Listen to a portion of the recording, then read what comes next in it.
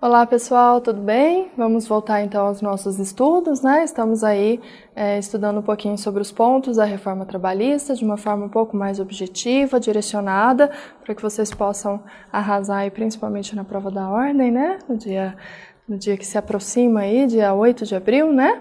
Então, vamos falar mais um pouquinho sobre ela, lembrando que a gente está falando das mudanças implementadas pela Lei 13.467 e também pela Medida Provisória 808, ok? Já falamos no outro bloco sobre questões referentes às novas formas de contrato, jornada de trabalho e também em relação às férias. Agora a gente vai falar sobre salário e alguns outros aspectos um pouco mais pontuais, como danos extrapatrimoniais, como a questão dos empregadores e como a questão referente a gestantes e lactantes, ok?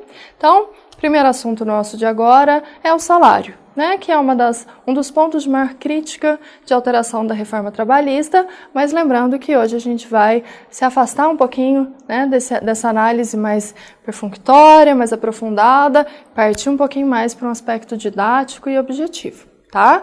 Então, alterações de salário. Artigo 457, parágrafo 1º da CLT, nós temos lá quais são as verbas que integram o salário. Essas verbas que integram o salário são aquelas que geram reflexos, né, em todas as demais verbas trabalhistas. E até antes da reforma, nós tínhamos várias verbas constando como verbas que integram o salário, como, por exemplo, abono, diárias para viagem, que excedesse 50% do salário mensal do obreiro, gratificações ajustadas e habituais, ok?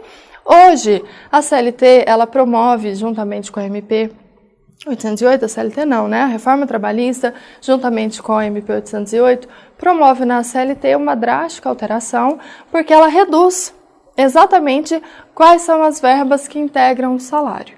Segundo a nova redação do parágrafo 1º, artigo 457, integra o salário somente a importância fixa estipulada, que é o salário base, né? As gratificações legais e não mais as habituais, então somente as gratificações que são previstas em lei, as gratificações de função de confiança, que na verdade são também gratificações legais, né? E as comissões pagas para o empregado, que não poderia ser diferente, já que comissão, aliás, é até uma forma de pagamento do salário por produção, né? Então, a mudança mais radical foi porque o legislador tira gratificações ajustadas e habituais e substitui por gratificações legais ou de função de confiança. Reduz, né, bastante aí o âmbito de incidência dessa regra de integração ao salário. Consequentemente, né, e esse era talvez o objetivo, quando nós temos uma verba que não integra salário, não incide sobre ela nenhum encargo trabalhista, nem previdenciário, né? Então não se recolhe tributação de contribuição previdenciária sobre isso, portanto é uma mudança e por isso uma das mais criticadas, que afeta também, né, o momento aí que o empregado fosse aposentar lá na frente, tá? Então essa mudança ela é um ponto de alerta para vocês, né, muito provável aí. Salário e jornada de trabalho sempre foram os tópicos mais cobrados nos exames da ordem, então tanto as alterações de jornada que nós já passamos, quanto essas referentes a salário, é importante que vocês tenham um carinho um pouquinho especial, tá?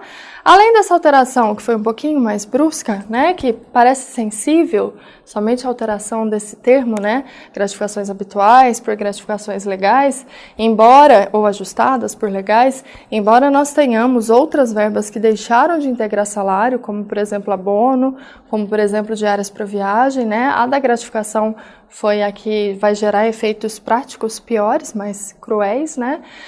Mas nós tivemos outras alterações também nos parágrafos do artigo 457. Então, todas essas verbas que eu citei, abono, diárias para viagem, passam a complementar o parágrafo que elenca quais são as verbas que não integram o salário, e aí fala dos abonos, das diárias, ajudas de custo, e aí há uma ressalva que as ajudas de custo não podem ultrapassar 50% do salário do obreiro, tá? Vale alimentação, auxílio alimentação, que também há ressalva de que isso não pode ser pago em dinheiro, e as outras verbas, prêmios, né, que de fato já não faziam parte da regra de integração ao salário. Tranquilo? Existe ainda, dentro da reforma trabalhista, e principalmente pela MP 808, a regulamentação acerca das gorjetas. Então, nós sabemos que a gorjeta, ela é um ponto crucial aí no capítulo do salário, né? Pelo caput do 457, remuneração é o salário acrescido de gorjetas. Então, nós temos hoje uma regulamentação sobre essas gorjetas, que é a partir do parágrafo 12, salvo o melhor juízo aí do 457, que vocês podem também, vale a pena dar uma lida em todos eles, tá? Mas vem regulamentando a obrigatoriedade do repasse das gorjetas aos empregados, que era uma questão já decidida em tribunal, já discutida em doutrina, então não foi uma alteração prejudicial, uma alteração que tenha efeitos muito negativos, né? Na verdade, pelo contrário, regulamenta algo que nós já tínhamos como correto, que é a obrigatoriedade de repassar as gorjetas, sejam as diretas, sejam as indiretas, para o empregado. Essas gorjetas elas terão que estar com um percentual, com uma média definida em carteira de trabalho, ou acordo de convenção coletiva, ou por meio de Assembleia Geral dos Empregados, e aí são vários parágrafos do 457 que vem tentando regulamentar, bem como especificar esses procedimentos para a padronização de gorjeta. Se o empregado receber a gorjeta, isso é importante, por mais de 12 meses, aquela média fica incorporada ao seu contrato de trabalho, o empregador tem que continuar efetuando esse pagamento de gorjetas, ok? Então, gorjetas é um assunto que vale a pena aí também vocês darem uma lida um pouco mais direcionada. Função de confiança, gratificação de função de confiança. Sabemos que para se considerar um cargo como cargo de confiança, é necessário que ele receba uma gratificação de pelo menos 40% a mais do que o seu salário base. E nós tínhamos a súmula 372 do TST, que há muito tempo dizia o quê?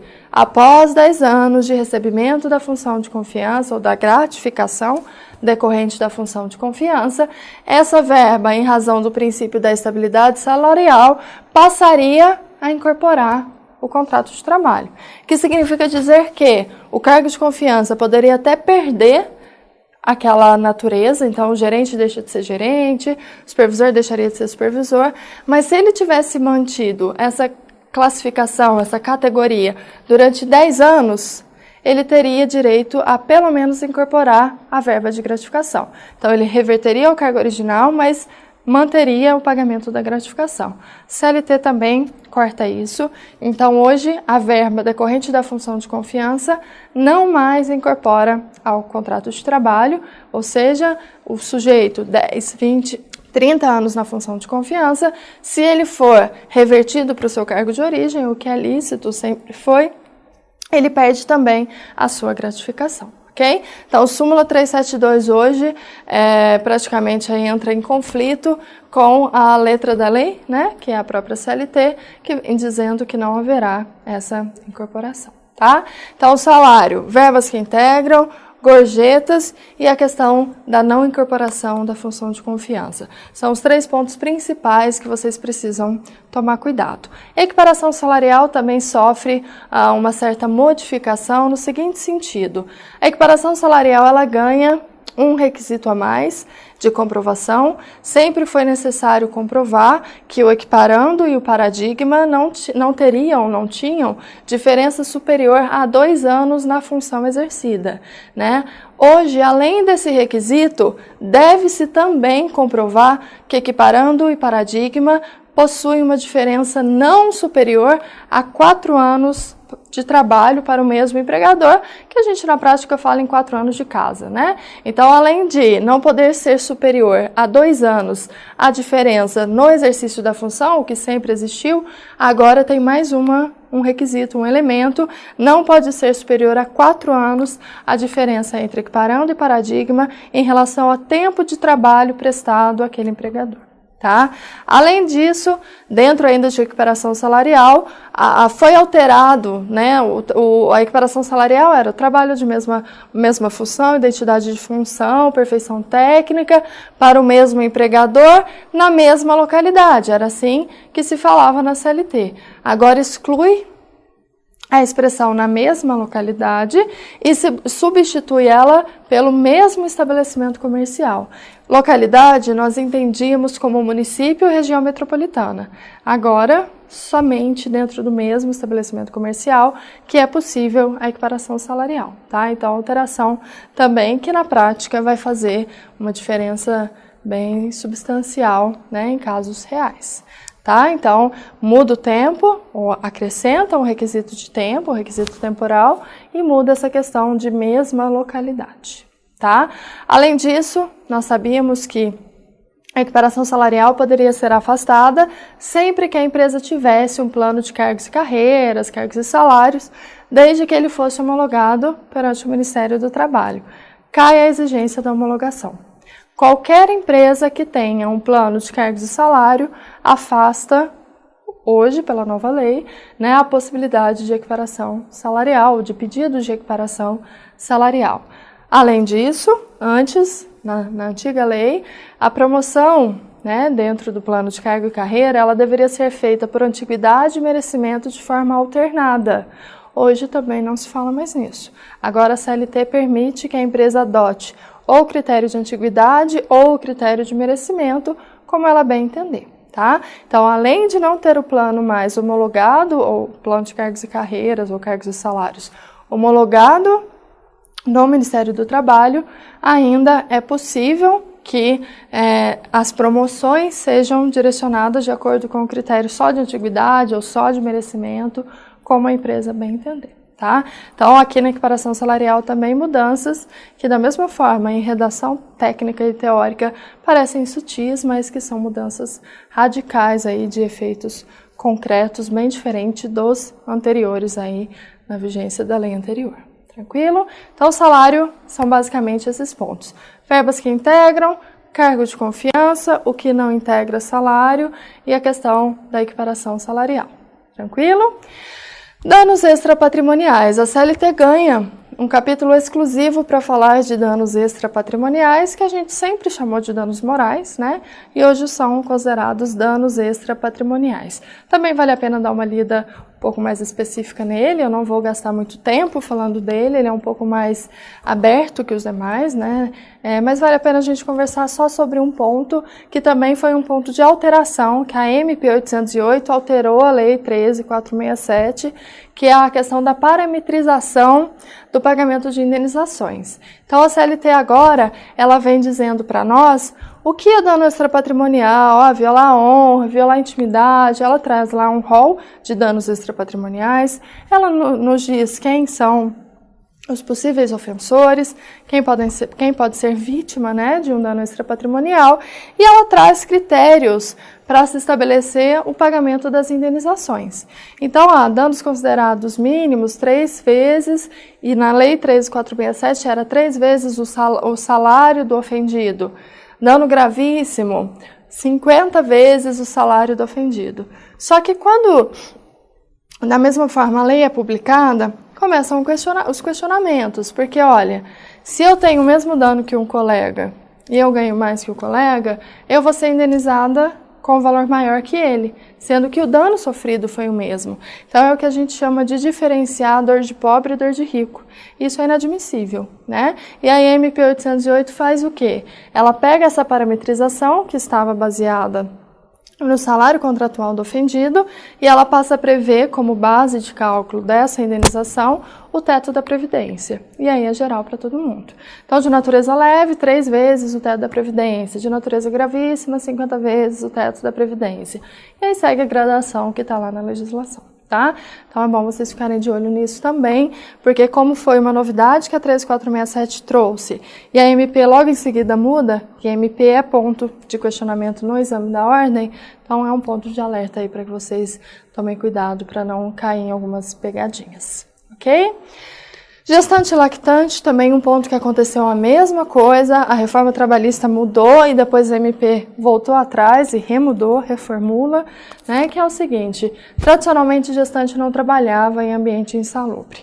A Lei 13.467 vem e diz assim, olha, agora a gestante e a lactante podem trabalhar em ambientes insalubres, elas serão afastadas se trouxerem um atestado médico que permita o trabalho delas.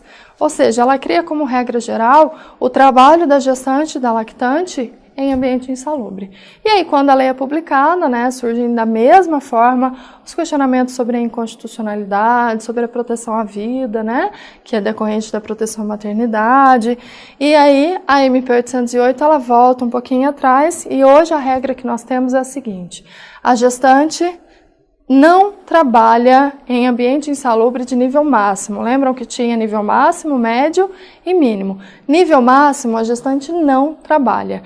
Nível médio e mínimo, ela pode trabalhar se apresentar um atestado que a permita trabalhar. Então, veja que inverteu a lógica. Na lei que foi publicada inicialmente, ela tinha que apresentar um atestado para afastá-la. Agora, em níveis mínimo e médio, ela apresenta um trabalho que permite, um atestado, perdão, que permite o trabalho. Em nível máximo, sem possibilidade nenhuma da gestante trabalhar. Tranquilo? A lactante vai poder trabalhar em qualquer ambiente insalubre, ela será afastada, aí mantém a regra original, será afastada se ela apresentar um atestado que determine o seu afastamento, né? Que diga, olha, ela não pode trabalhar em ambiente insalubre porque isso gera riscos aí para o bebê. Então, nesse caso, para a amamentação, né, e consequentemente para o bebê, nesse caso ela vai ser afastada, tá? Além disso, aquela regra do intervalo, dois períodos de descanso de 30 minutos que a mãe tem até o bebê completar 6 meses para amamentar, lembram disso? Agora a CLT só flexibiliza um pouquinho, dizendo que esses 2 períodos podem ser negociados com o empregador, né, de uma forma direta, juntar os 2 períodos no final do dia. Então ela flexibiliza, mas mantém a necessidade de concessão desses períodos até que o bebê complete aí os seus 6 meses. Tranquilo? E por fim, para a gente falar só esses pontos mais abertos, né, da reforma trabalhista, a questão da responsabilidade dos sócios, a questão da caracterização de empregador, né, que aliás no último exame da ordem foi objeto aí de 2 questões na fase objetiva, salvo engano, que diz assim, olha, o grupo econômico de empresas, agora basta que uma empresa esteja é necessário que as empresas estejam ou dirigindo ou com interesses convergentes entre si, né, e que formem esse grupo que tem um interesse econômico em comum. E aí ela diz, a mera identidade dos sócios não é suficiente para caracterizar grupo econômico de empresas, que era algo que se debatia muito em jurisprudência. Empresas que têm sócios iguais, buscava-se caracterizar o grupo econômico. E aí a lei é taxativa ao dizer, olha, a mera identidade de sócios não caracteriza o grupo econômico de empresas. Tranquilo? Ela dificulta um pouco, na verdade, a caracterização desse grupo. Na questão de responsabilidade de empregadores na sucessão, né, é previsto que a empresa sucessora ou sucessor, ele vai responder pelas verbas trabalhistas, ficando sucedido respondendo de forma subsidiária, né? E fala também do sócio retirante, que é algo que a jurisprudência também já tinha acertado, que é o fato de que o sócio retirante de uma sociedade, ou seja, o sujeito é sócio da sociedade e de repente ele sai dela. Ele continua responsável pelos débitos trabalhistas, né, pelas verbas trabalhistas devidas em relação, obviamente, ao período que ele foi sócio, por até 2 anos depois da sua retirada da sociedade. Então, se o empregado ajuiza uma reclamação trabalhista em até 2 anos depois que esse sócio retirante se retirou da sociedade, ele ainda pode ser responsável por essa verba. Ele é responsável de forma também subsidiária, tá? Existe na verdade, a empresa que sucedeu, a empresa que foi sucessora e, por fim, o sócio retirante, né? Existe uma ordem de responsabilidade subsidiária, mas ele pode vir a responder por isso. Tranquilo?